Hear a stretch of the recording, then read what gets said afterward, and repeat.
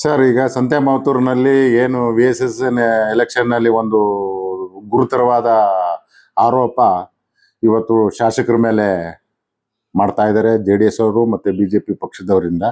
ಅದೇನಾಗಿದೆ ಅಂದ್ರೆ ಅಲ್ಲಿ ಆಲ್ರೆಡಿ ಎಲ್ಲಾರ್ಗೂ ತುಂಬಾ ವಿಡಿಯೋಗಳು ಮತ್ತೆ ಬ್ಯಾಲೆಟ್ ಪೇಪರ್ ವಿಚಾರವಾಗಿ ಬಹಿರಂಗವಾಗಿ ಗೊತ್ತಾಗಿರೋದ್ರಿಂದ ರಂಗನಾಥ್ ಅವ್ರು ಹೇಳ್ತಾ ಇದ್ದಾರೆ ನಮ್ದು ಇದ್ರಲ್ಲಿ ಏನು ಕೈವಾಡ ಇಲ್ಲ ಅಂತ.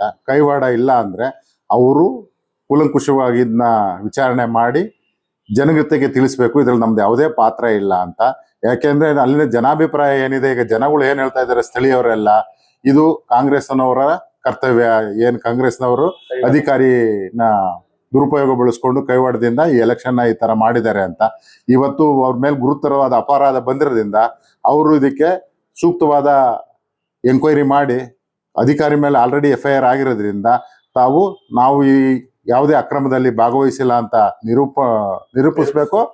ಮತ್ತೆ ಅಲ್ಲಿ ಒಂದು ಒಳ್ಳೆ ವಾತಾವರಣದಲ್ಲಿ ಯಾವುದೇ ಅವ್ಯವಹಾರ ಇಲ್ದಲೆ, ಯಾವುದೇ ಒಂದು ಕೆಟ್ಟ ಪ್ರಾಕ್ಟೀಸ್ ಇಲ್ದಲೆ ಒಂದು ಒಳ್ಳೆ ವಾತಾವರಣದಲ್ಲಿ ಎಲೆಕ್ಷನ್ ಮತ್ತೆ ನಡಿಬೇಕು ಅಂತ ನಾನು ಈ ಸಂದರ್ಭದಲ್ಲಿ ಕೇಳ್ಕೊತೀನಿ.